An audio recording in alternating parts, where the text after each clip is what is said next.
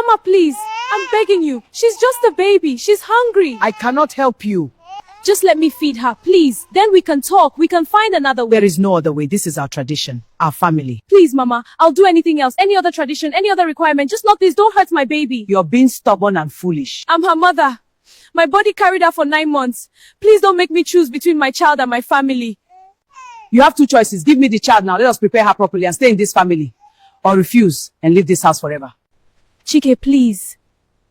No. What? No, I won't let you cut her. Then get out. My things, my clothes, her things. You can come back for them later. With an escort. Not now. Not today. Can I at least feed her? She'll be hungry. She needs... You should have thought about that before you decided to be stubborn. Now go. Please, somebody. It's okay, baby. Mama's here. Mama will protect you. We'll find Chi. She'll help us. She has to. She began to walk. 18 months earlier. Amara, you don't know that family, Chidinma said, leaning across the table at the bucka where they met every Thursday after work. I'm telling you as your friend, don't marry into that house. Amara laughed, spooning jollof rice into her mouth. Kai, you worry too much. Chike is a good man. He's nothing like his family. That's what they all say. Chidinma's face was serious, unusually so. She rarely spoke this way, direct, almost harsh. I know things about them, about what they do to girl children in that family. What things? Amara asked, still smiling, thinking this was another of Kai's dramatic warnings about in-laws. They practice FGM. The smile faded from Amara's face. What? Female genital mutilation. Every girl born into that family is cut before her naming ceremony. I know someone who married into that family years ago. Her daughter died from infection after they cut her. The woman left, but nobody talks about it. Amara set down her spoon. Kai, that's a serious accusation. You can't just...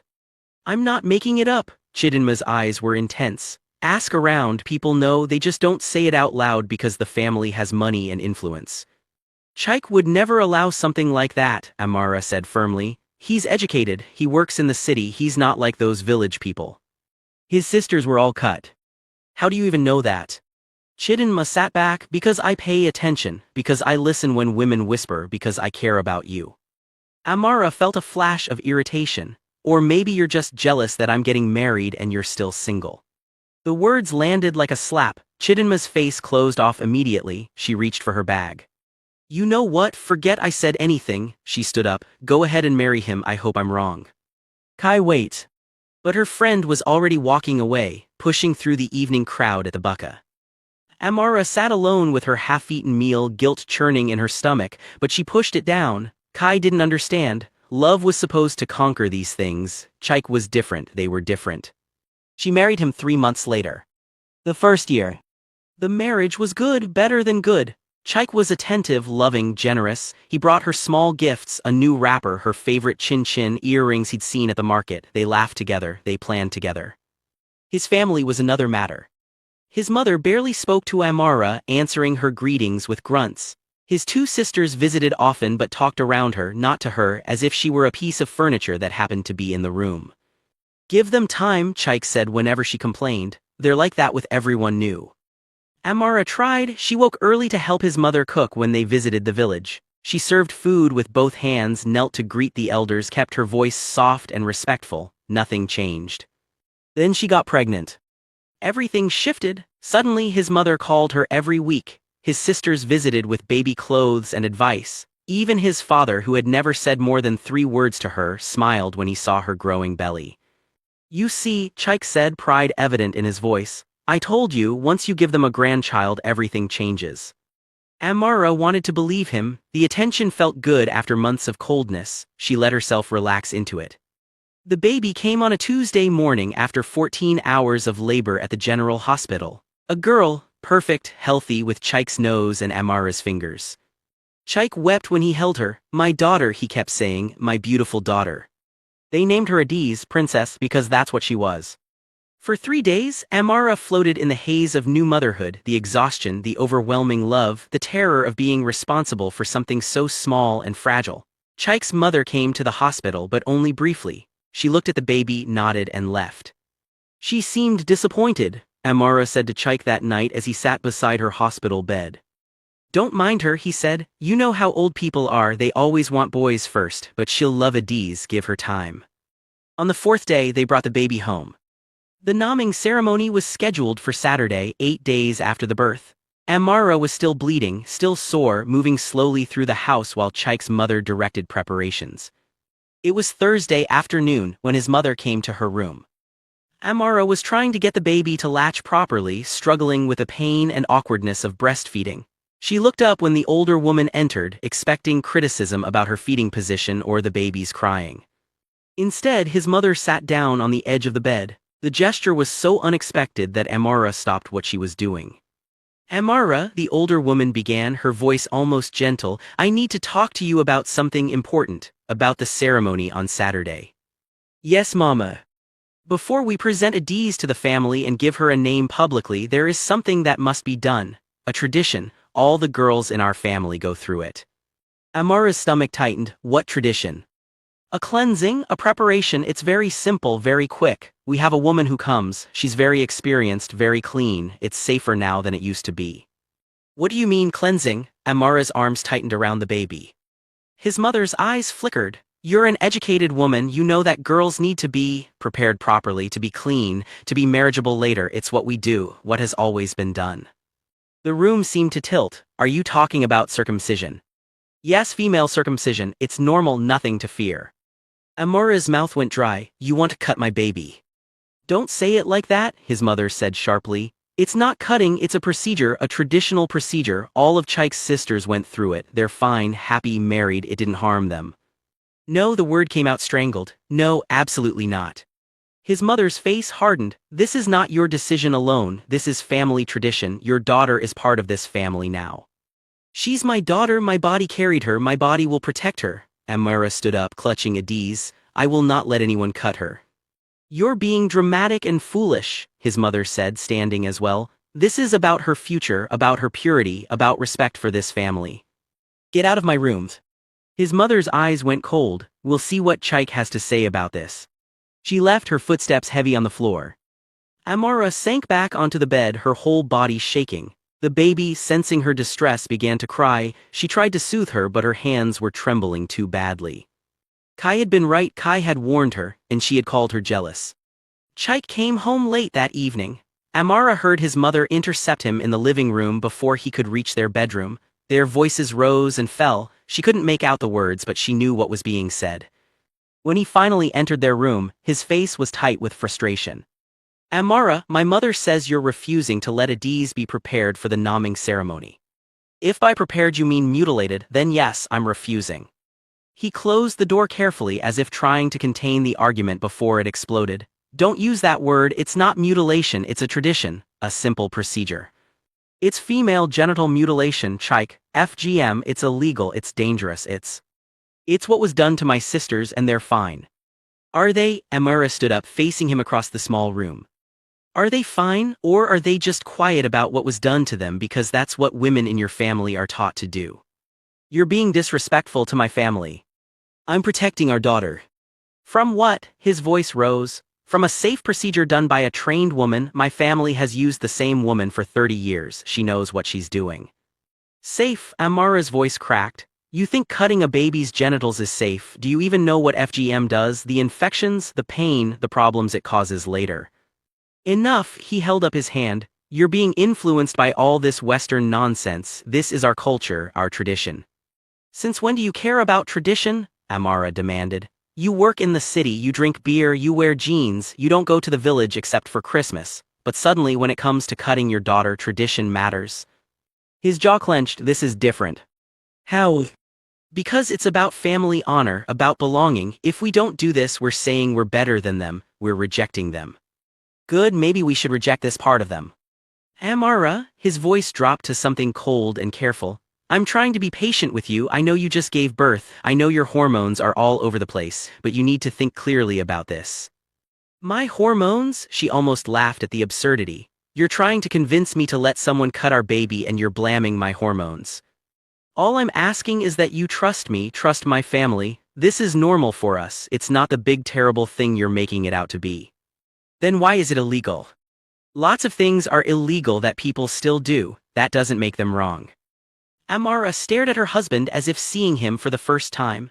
This man who had courted her with poetry and promises, who had sworn to protect her, who now stood in their bedroom arguing that mutilating their newborn daughter was reasonable. "I won't allow it," she said quietly. "You don't have a choice." "Yes, I do, she's my child. She's our child and I'm her father, I have rights too. Rights to harm her." His face flushed with anger. "I would never harm my daughter, how dare you suggest?" "Then don't let them cut her." "It's not cutting," he was shouting now, all pretense of calm gone. "Why can't you understand, this is about more than just you and your opinions. This is about family, about tradition, about my mother and my sisters and generations before them. And what about Adiz? What about her body, her choice? She's 8 days old, she doesn't get a choice." "Exactly, she can't choose, she can't consent, so we have to choose for her, and I choose not to let someone cut her." Chaik ran his hand over his face, suddenly looking exhausted. When he spoke again, his voice was different, harder. "My mother says if you refuse this, you're not welcome at the naming ceremony." "Fine, then there won't be a naming ceremony. There will be with or without you." The words hung in the air like a threat. "What does that mean?" Amara asked, though she already knew. "It means that if you refuse to be reasonable about this, we'll do it without you, while you're sleeping maybe, or while you're in the bathroom. The baby has to eat, she has to be bathed, she can't be in your arms every second." Terror flooded through her. "You would take her from me. I would do what's necessary for my daughter's future. By cutting her. By preparing her properly so she can be accepted by this family and this community." Amara looked down at Adiz sleeping in the bassinet beside their bed, so tiny, so helpless, so trusting that the people who made her would keep her safe. "If you do this," Amara said slowly, "I will leave." Chaik's eyes flashed. "Where will you go? Back to your family? Do you think they'll support you in this?" They'll tell you the same thing my mother is telling you, that you're being stubborn and foolish, that you're risking your marriage over nothing." "It's not nothing. To them, it will be." He moved toward the door. "Think about what you're doing, Amara, think about what you're throwing away. We can have a good life, a happy family, but not if you insist on disrespecting my mother and rejecting our ways. Our ways include cutting baby girls. Our ways include tradition and family and belonging, things you clearly don't value." He left, closing the door firmly behind him. Amara sank to the floor beside the bassinet, her body shaking with silent sobs. She pressed her hand against her mouth to keep from waking the baby. In her mind, she heard Kai's voice from 18 months ago, "I'm telling you as your friend, don't marry into that house." She hadn't listened, and now her baby would pay the price. Unless she ran. The next morning, Amara went to her family home. She left early while Chaik was at work and his mother was at the market. She wrapped Adiz carefully and took a taxi to her mother's house in the next neighborhood. Her mother was sweeping the compound when she arrived. The older woman's face lit up at the sight of her grandchild. "Amara, you didn't tell me you were coming, let me see her." "Oh, she's grown already." Her mother took the baby, cooing and bouncing her. Amara's 2 younger sisters emerged from the house, excited to see the baby. "Mama, I need to talk to you," Amara said, "it's serious." They went inside. Her sisters sat on the floor, passing Adiz between them while Amara explained everything to her mother. The tradition, Chaik's mother's demand, Chaik's threats. Her mother listened in silence, her face growing more troubled with each detail. When Amara finished, she waited for her mother's outrage, for her protection, for her to say that of course Amara should refuse, should protect her child, should leave if necessary. Instead, her mother sighed deeply. "Amara, why did you come here with this?" The question caught her off guard. "Because I need help, I need somewhere to stay until." "Until what?" "Until you've destroyed your marriage, until you've shamed both families." "Mama, they want to cut my baby." "It's their tradition," her mother said quietly. "Every family has their own ways. But it's wrong, it's harmful, it's not our place to judge." Her mother wouldn't meet her eyes. "You married into that family, you accepted them, now you have to respect their ways. Even if their ways include hurting children. Don't be dramatic, many families practice circumcision, the girls survive, they grow up, they marry, they have children of their own. Some girls don't survive, Mama, some die from infections, some bleed to death, some suffer for the rest of their lives." Her mother's face hardened. "Then those are families who didn't do it properly. Chaik's family has money, they can afford proper care." Amara felt the ground shifting beneath her. "Are you telling me to let them do this?" "I'm telling you to be a wise woman, to think about your future. You have a husband who provides for you, a good home, security. Do you want to throw that away?" "To protect my daughter, yes." Her mother stood up abruptly. Then you're a fool. Do you think your father will take you back, feed you and a baby? We don't have money like Chike's family, we can't support you. I'm not asking for money, I'm asking for help, for protection. We can't protect you from your husband's family, that's not how this works. Her mother's voice was sharp now, almost angry. You made your choice when you married him, now you have to live with it. Even if it means sacrificing my daughter. It's not sacrifice, it's compromise, it's what women do. Amara looked at her sisters, hoping for support, but they both looked away, uncomfortable. What if it was them? Amara asked her mother. What if someone wanted to cut your granddaughters from my sisters? Would you still say it's just tradition? That's different, we don't practice that in our family. But you're telling me it's okay for other families to practice it. Her mother's patience snapped. I'm telling you to stop being stubborn and destroying your life over something that will be over in 5 minutes. You think you're the first woman to face this? You think you're special? This is what marriage is: compromise, sacrifice, obedience. Obedience to what? To people who want to hurt my child. To your husband, to your in-laws, to the family you chose to join. Amara stood up, reaching for Adiz. Her sister handed the baby back reluctantly. I thought you would help me, Amara said, her voice breaking. I am helping you, I'm giving you advice that will save your marriage.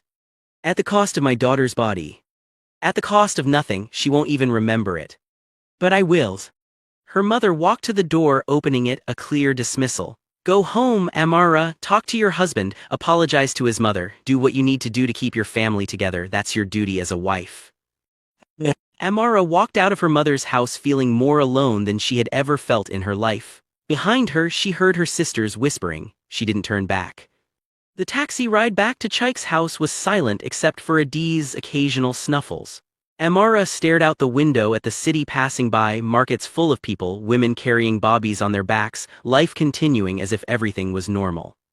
How many of those women had made the same choice her mother was advising? How many had handed over their daughters to be cut because it was easier than fighting? How many had told themselves it was tradition, it was culture, it was just the way things were done?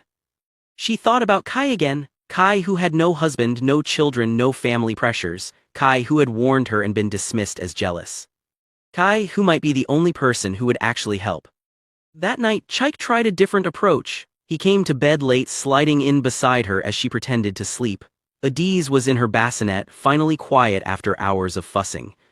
Amara, he said softly, I know you're awake. She didn't respond. I talked to my mother today, she's willing to compromise. That got her attention, she turned to face him in the darkness. What kind of compromise? A smaller procedure, less cutting. The woman can do just a small cut, symbolic, it won't hurt as much, won't cause problems later, but it will satisfy the tradition. Amara's stomach turned. You think cutting her a little bit is a compromise? I think it's better than the full procedure, and it means you can stay, we can stay together as a family. Or we could not cut her at all. His voice hardened again, that's not an option. Why not?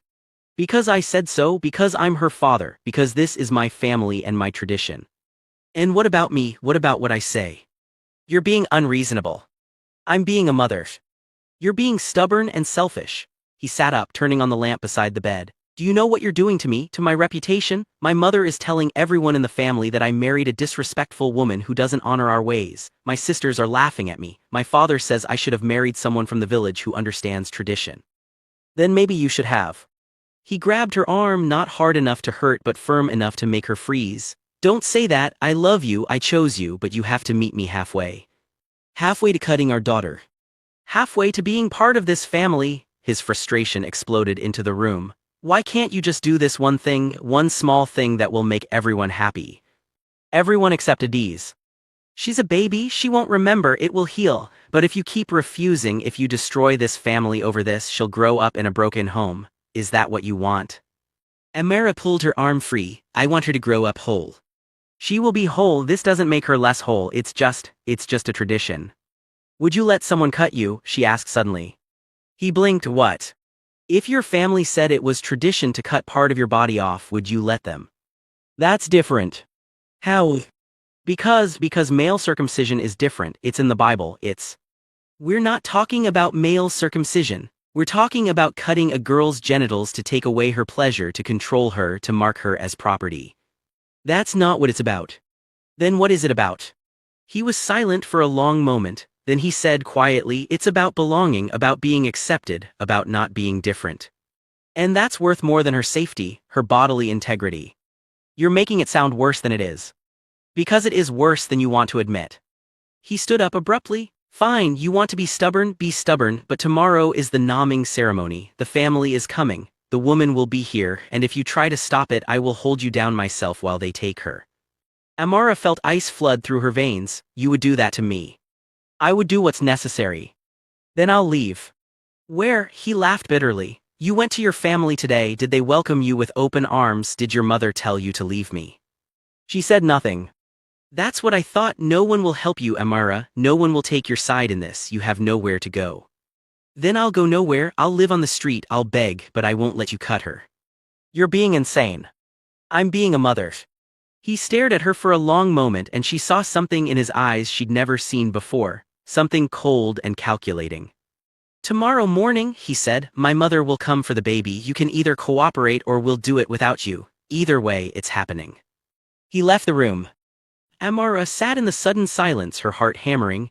Adiz stirred in her bassinet but didn't wake. The clock on the wall said 11:47 p.m. In less than 12 hours they would come for her baby. She had to leave, tonight now. But where would she go? Kai. The answer came immediately. Kai, who had warned her. Kai, who she'd hurt and dismissed. Kai, who might slam the door in her face but who was her only hope. Amara moved quickly and quietly. She pulled out a small bag and stuffed it with baby clothes, diapers, a bottle. She dressed Adiz carefully, layering her against the night air. She wrapped her own money, the little she had saved, into her bra. Then she sat on the bed and waited for the house to fall silent. At 2 a.m. she crept out. Chaik was snoring in the living room, having apparently decided not to sleep in their bed. His mother's door was closed, no light showing underneath.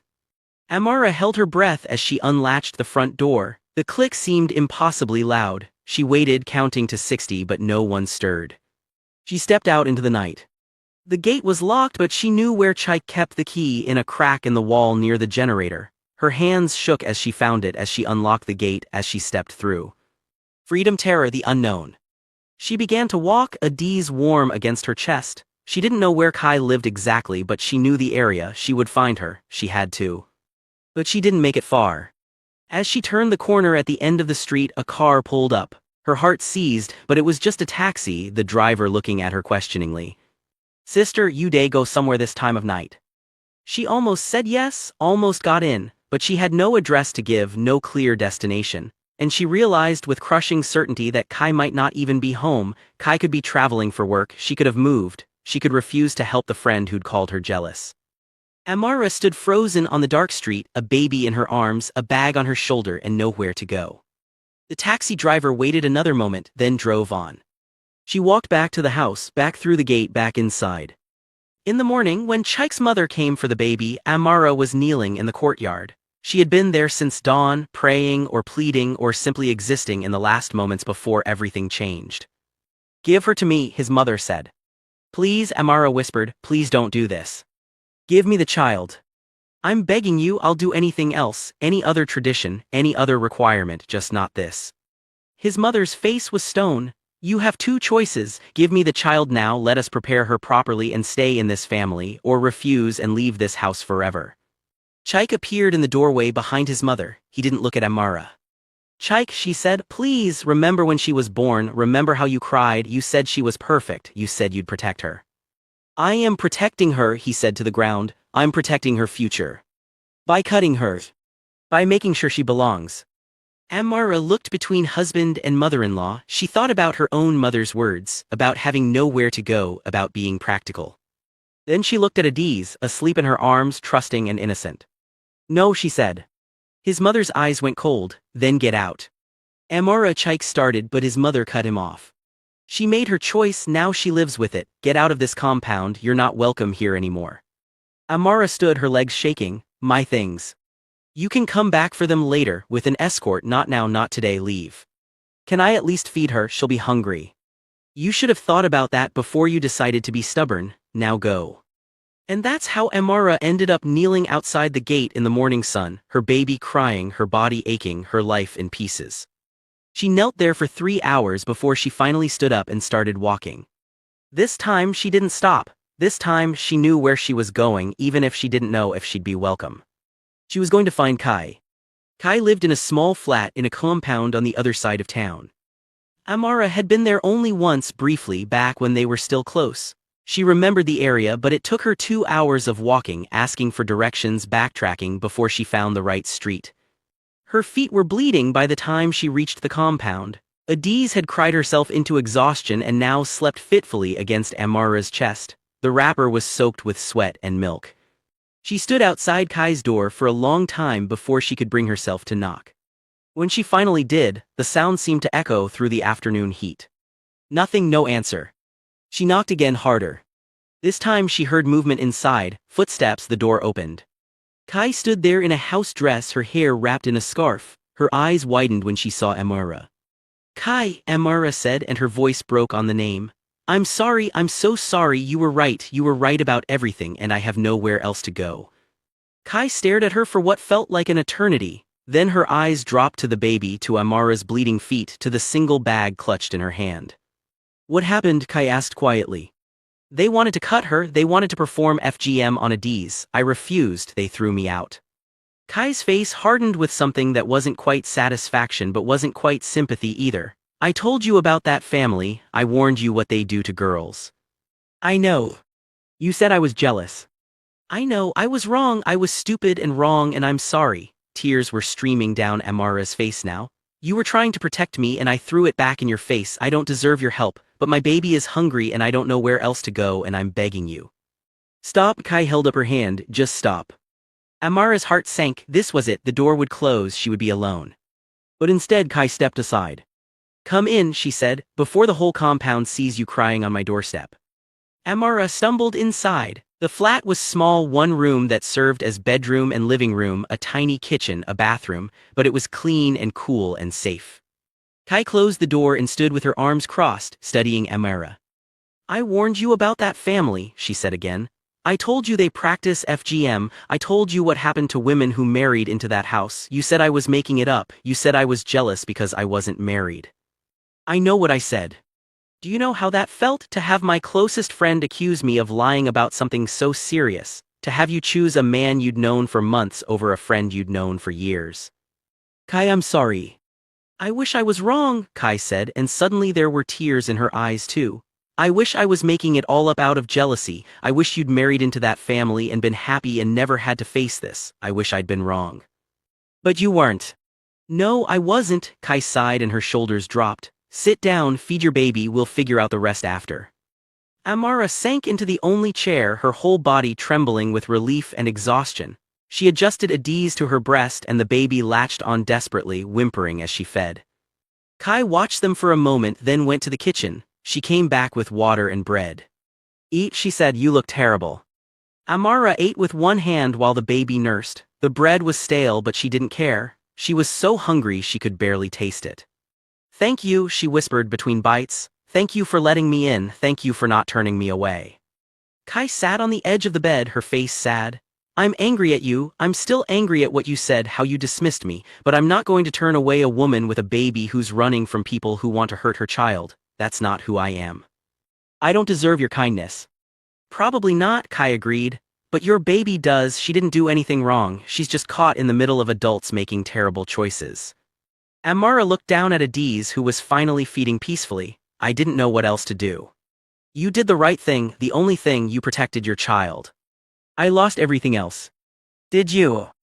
Amara gestured around the tiny flat at her bleeding feet, her torn wrapper, her single bag of belongings. "I have nothing, Kai, no homes, no husband, no family, just her."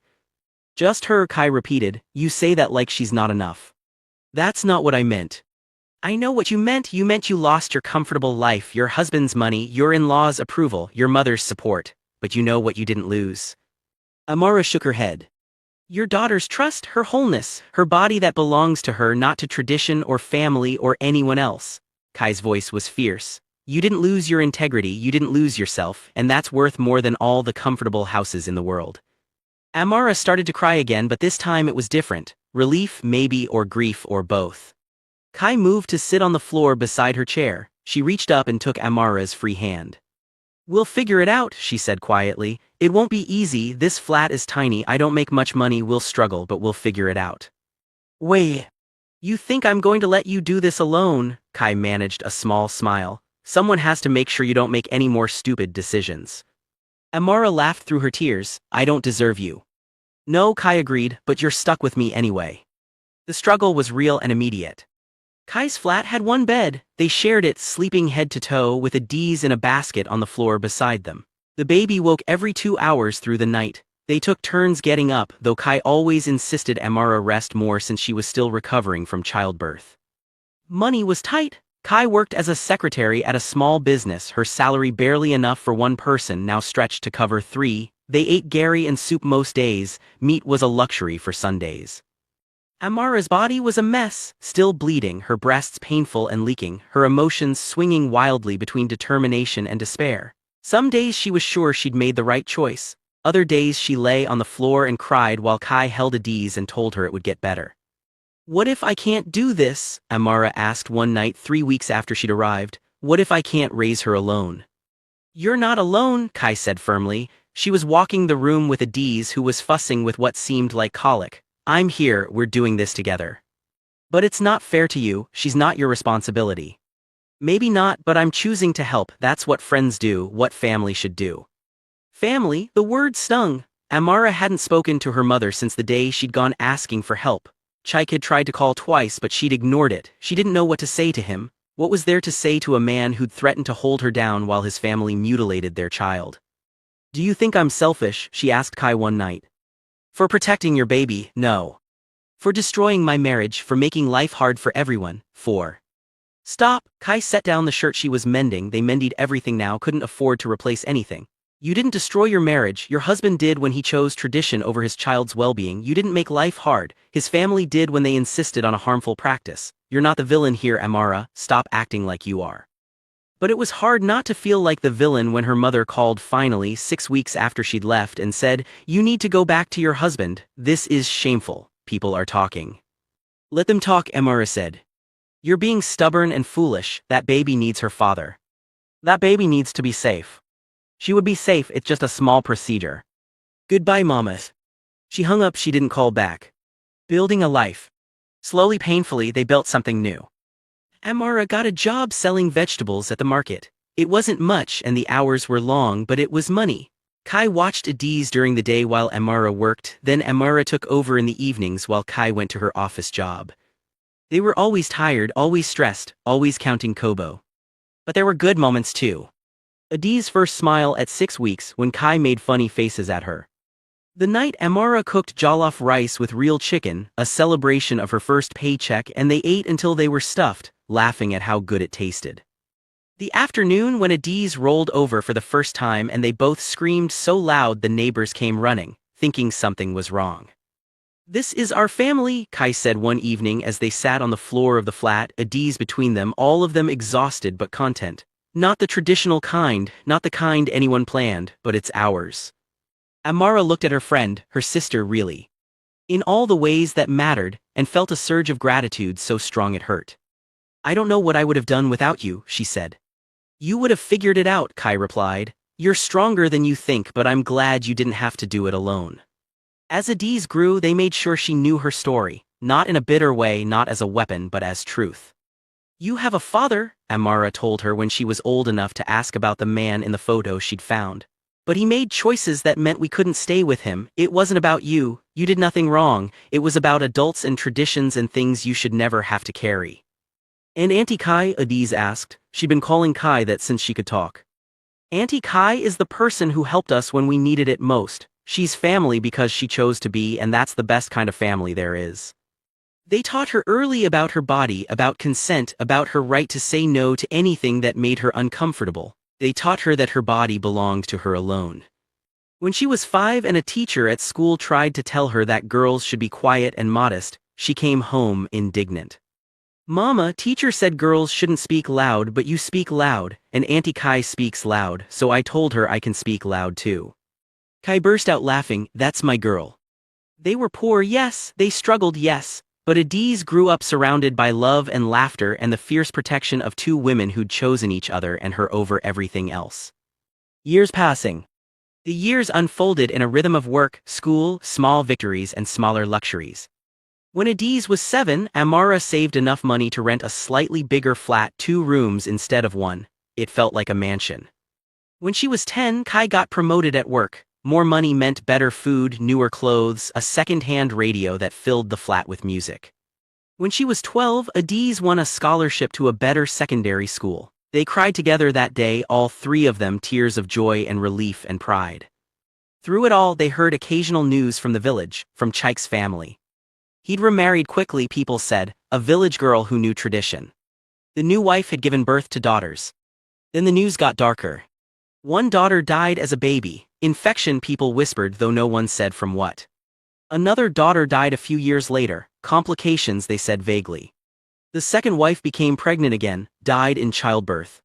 Chaik married a 3rd time. That wife gave birth to a son. The boy grew up wild, people said, violent, no discipline, no respect. By the time he was 16, he joined one of the militant groups causing trouble in the region. When a culture keeps cutting its daughters, Kai said quietly when they heard that news, it eventually raises sons who destroy everyone. Amara said nothing. She just held Adiz tighter that evening, grateful beyond words for the choice she'd made all those years ago. At 15, Adiz was everything Amara had hoped for: smart, confident, compassionate. She spoke her mind, stood up for herself, and had a fierce sense of justice. She also knew about FGM, not because they'd hidden it from her but because they'd explained it age-appropriately as she grew.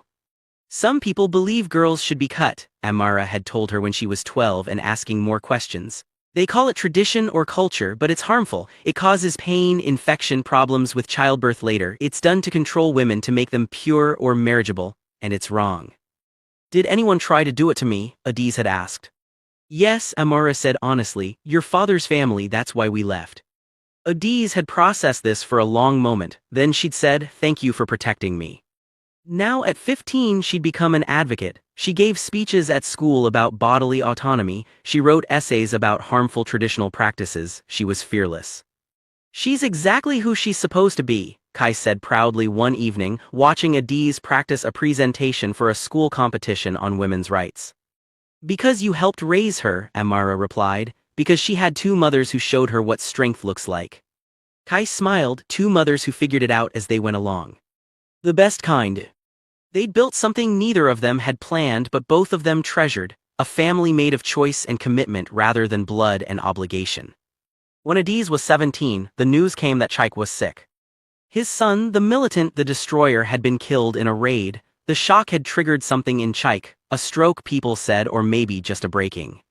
He was old now, people whispered. Alone, his 3rd wife had left him after their son died, his sisters rarely visited, his mother was long dead.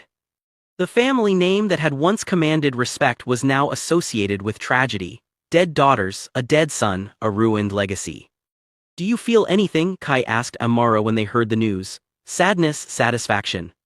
Amara thought about it, pity maybe, but not much. He made his choices, I made mine. No regrets. About leaving? Never. About marrying him in the first place? She smiled ruefully. I got Adiz out of it and that brought me back to you, so even the mistakes led somewhere good. 3 months later, Chaik showed up at their door. Amara was at work when he came. Kai was home alone preparing dinner when she heard the knock. She opened the door to find an old man standing there, thin, bent, his face carved with years of hard living. It took her a moment to recognize him. Chaik, she said, surprise evident in her voice. I'm here to see my daughter, he said, no greeting, no pleasantries, just entitlement. Amara's at work, Adiz is at school. I'll wait. Kai considered him for a moment. She could close the door, should close the door, but curiosity won. You can wait outside, she said. He looked offended. I'm her father, I have a right. You have no rights here, Kai interrupted. You gave those up when you chose tradition over your child, now you can wait outside or you can leave, those are your options. His face reddened with anger, but he sat down on the step outside the door. When Adiz came home an hour later, she found an old man sitting outside their flat. She didn't recognize him. Can I help you? She asked politely. He stood up slowly, studying her face. You look like my mother, he said, like my sisters. Adiz's eyes widened as understanding dawned. You're my father. Yes. They stared at each other, 17 years of absence condensed into this moment on a doorstep. What do you want? She asked. To talk to you, to get to know you. I'm your father. You're the man who threatened my mother, Adiz corrected. The man who wanted to cut me, the man who chose tradition over my safety. He flinched. You don't understand, it was complicated. No, it was simple. You had a choice, protect your child or hurt her. You chose wrong. I thought I was doing what was best. For who? Not for me, not for my mother, for your family, for tradition. Were those worth more than my body? He had no answer. I'm educated, Adiz continued, her voice strong. I'm healthy, I'm whole, I'm successful, and none of that is because of you. It's because my mother had the courage to leave, and because Auntie Kai had the kindness to help us. You contributed nothing but genetics. That's not fair. Fair? Adiz's voice rose. You want to talk about fair? Your other daughters, the ones who were cut like you wanted, where are they? Oh right, dead, because of the tradition you insisted on, because you valued culture over your children's lives. Chaik's face crumpled. I didn't know. You didn't want to know, there's a difference. Kai appeared in the doorway behind Adiz. That's enough, she said gently. Come inside, Ada, let him go. Adiz looked at the old man one more time. Don't come back, she said. We don't need you, we never did. She walked inside. Kai gave Chaik one long look, then closed the door. Inside, Adiz was shaking. Kai held her while she cried, not from sadness but from anger and relief and the weight of finally confronting the man who'd been absent her whole life. When Amara came home and heard what happened, she held her daughter too. Did I do the right thing? Adiz asked, sending him away. You did what felt right to you, Amara said. That's what matters. I don't feel bad, Adiz admitted. Shouldn't I feel bad? Why? Kai asked. He's a stranger who hurt your mother and would have hurt you. You don't owe him anything. But he's my father. He's a man who shares your DNA, Amara corrected. That's all. He's not your father in any way that counts. They sat together that evening, their small family, and talked about choices and consequences and the difference between blood and family. I'm glad you left him, Adiz said to her mother, even though it was hard, even though you lost everything. I didn't lose everything, Amara replied, pulling her daughter close. I kept what mattered most. 2 weeks later, Chaik came back. This time, Amara was home. She opened the door to find him kneeling on the ground outside her flat. The gesture shocked her into silence. Please, he said, and his voice was broken. Please hear me out. Get up, she said. You don't need to kneel. I do. I'm begging you, not for me, for the chance to know my daughter before I die. Amara looked at this man she'd once loved, this man who'd become a stranger, then an enemy, and now was just pitiful. Why now? She asked. Why after 17 years?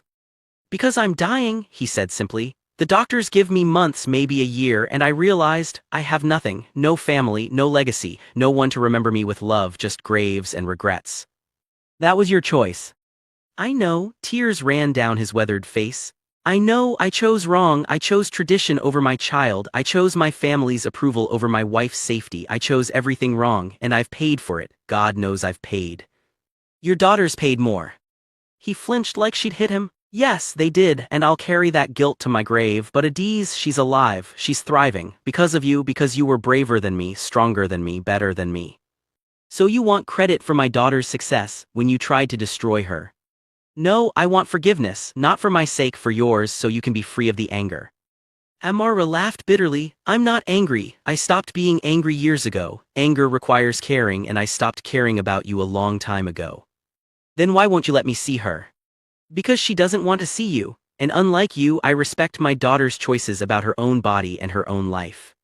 He was quiet for a long moment, then he said, I'm sorry about Kai. I should have acknowledged her last time. She raised my daughter when I wouldn't. She gave her a home when I threw her out. She was more of a parent than I ever was. Yes, she was. I was wrong about everything, about FGM, about tradition, about what matters. I thought I was protecting my family's honor. Instead, I destroyed it. You did. He looked up at her, still kneeling. What can I do to make it right, to at least try? Nothing, Amara said quietly. There's nothing you can do. The time for making it right was 17 years ago when you had a choice between your wife and tradition. You chose tradition, now you live with that. Please. Go home, Chaik, die with whatever peace you can find, but leave us alone. We built a good life without you, we don't need you now. She started to close the door, but he called out, wait, please, one thing. What? Does she know I'm sorry, Adiz? Does she know that I regret everything, that if I could go back I'd choose differently? Amara considered this. You can tell her yourself, write her a letter, pour out all your regrets and apologies and wishes, and I'll give it to her when she's ready to read it if she's ever ready. Thank you, he whispered. Don't thank me, I'm not doing this for you, I'm doing it for her so she has all the information she needs to make her own choices. That's what good parents do, they give their children agency. She closed the door. Inside, Kai was listening from the kitchen. That was kind of you, the letter. Was it? Amara sank into a chair. I don't know, part of me wanted to slam the door and tell him to rot, but you're better than that, Kai finished. And you want Ada to have the choice you never got, the choice to engage or not on her own terms. Do you think she'll want to see him, eventually? Kai shrugged, maybe, maybe not, but that's her decision to make. All we can do is support whatever she chooses. The letter came a week later, thick, many pages, delivered by a young man who said he was a neighbor helping the old man. Amara held it for 3 days before she gave it to Adiz. Your father wrote to you, she said, placing the envelope on the table between them. You don't have to read it, you don't have to respond, you don't have to do anything, but I wanted you to have it. Adiz stared at the envelope like it might bite her. Did you read it? No, it's addressed to you, it's yours. What if I don't want it? Then throw it away, burn it, whatever you need. Adiz picked up the envelope, turning it over in her hands. He came back again after I sent him away. Yes, he's dying, he wanted to apologize. Do you think he means it, the apology? Amara considered this carefully. I think he regrets the outcome of his choices, whether he truly understands what he did wrong or just wishes things had turned out differently, I don't know. Adiz set the letter down. I'll think about it. She didn't open it for 2 months. When she finally did, on a quiet Sunday afternoon when both her mothers were out, she read it alone in the room she shared with Amara. The letter was everything she'd expected and nothing she'd wanted, pages of regret, explanations that weren't quite excuses, apologies that felt both sincere and insufficient. He told her about his other daughters, their names, their brief lives, their terrible deaths. He told her about his son, the violence, the waste, the final tragedy. He told her that he'd thought tradition was love, that following culture was protecting his family, that he'd been wrong about everything. I don't expect forgiveness, he wrote at the end. I don't deserve it, but I want you to know that you were loved, even when I was too blind to show it properly, even when I chose wrong, you were loved, and I'm sorry I never figured out how to love you the right way. Adiz folded the letter carefully and put it in a box under her bed. When her mothers came home, she said, I read it. And Amara asked gently. And he's sorry, too late but sorry. What do you want to do? Adiz thought for a long time. Nothing, I don't want to see him, I don't want a relationship, but I don't hate him either, he's just a sad old man who made terrible choices, and that's enough. Kai pulled her close. That's very mature of you. I learned from the best, Adiz said, looking between her 2 mothers. Chaik died 4 months after sending the letter. They heard about it through the village grapevine, a quiet death, alone, in the house that had once been full of family. Adiz didn't cry when she heard, she just sat quietly for a while processing. Do you want to go to the funeral? Amara asked. No. Are you sure? Yes, he's not my family, you are, Auntie Kai is, the people who chose me, who fought for me, who stayed, that's my family. They held their own small ceremony that evening, just the 3 of them, lighting a candle and sitting in silence for a few minutes. What are you thinking about? Kai asked Adiz. About choices, the girl replied. About how one person's choice can change everything. Mama chose to protect me, you chose to help us, and those choices made everything possible. And your father chose tradition, Amara added quietly. Yes, and look where all those choices led. Adiz looked around their small, comfortable flat. We have less money than we would have had, we've struggled more than we might have, but we have love, we have safety, we have each other, and his other children are dead. It was a stark truth, but true nonetheless. A culture that keeps cutting its daughters eventually destroys itself, Kai said softly, repeating the words she'd said years ago. Then we're building a different culture, Adiz declared. One where girls are protected, where women's bodies belong to them, where tradition has to earn its place by being good and right, not just old. Yes, Amara agreed, that's exactly what we're doing. Adiz was 25 now, working as a social worker, specializing in helping women and girls escape harmful traditional practices. She gave talks at schools, at community centers, at anywhere that would listen. She'd never married, not because she was against it, but because she hadn't found anyone worth the risk. She'd seen what marriage could cost. Amara still worked at the market, though she'd moved up to managing a stall now instead of just selling. The work was hard but honest, and she took pride in it. Kai had retired from her office job and now helped run a small shop near their home. She'd never married either, content with the family she'd chosen. They'd moved to a real house now, 3 bedrooms, a proper kitchen, a small yard, not rich but comfortable, secure. One evening they sat together in that yard, drinking tea and watching the sunset. "Do you ever regret it?" Adiz asked her mother, "leaving him, choosing the hard path?" Amara looked at her daughter, educated, confident. Whole in body and spirit, and at Kai, her sister in all but blood. "Never," she said firmly, "not once. Even when it was hard. Especially when it was hard, because that's when the choice mattered most." Kai raised her cup, to hard choices that lead to good lives. They clinked their cups together, as the sun painted the sky orange and gold. "Mama," Adiz said after a moment, "Auntie Kai, thank you for everything, for choosing me, for staying, for showing me what real love looks like." "You don't have to thank us," Amara said. "I know, but I want to," Adiz smiled. "You gave up everything for me." "We didn't give up anything that mattered," Kai corrected. "We traded comfortable cages for difficult freedom, and freedom won." They sat in comfortable silence as darkness fell, 3 women who'd built a family from nothing but choice and courage and love. The story of Amara's choice spread as stories do. Women in the market whispered it, girls at school shared it, mothers facing similar decisions heard it and drew strength. Some people said she was brave, others said she was foolish, some praised her, others pitied her. But everyone agreed on one thing: she'd faced an impossible choice and chosen the harder path. When people asked her about it now, years later, she always said the same thing. "It wasn't impossible, it was actually very simple: protect my child or abandon her. There was only ever one real choice." "But you lost so much," they'd protest. "Did I? I lost a husband who would have hurt our child. I lost a family who valued tradition over children's lives. I lost material comfort bought with my daughter's pain. What exactly did I lose that was worth keeping?" Some understood, others didn't. But Adiz understood, and Kai understood, and that was enough. Now, as Amara sits with her daughter and her friend, her family, in the evening light, she thinks about Chaik's final letter, about his regrets, about the life he could have had if he'd chosen differently. And she thinks about the question she'd pose to anyone listening. If you were in her place, after losing your marriage, your family's support, your financial security, would you still choose to protect your child from harm? Or would you bend to tradition, to pressure, to the promise of an easier life? Would you choose your child's body and future, or your own comfort? Would you kneel in the sun with a crying baby and walk away from everything you know? Or would you hand over your daughter and live with that choice forever? The story ends here, but the question remains.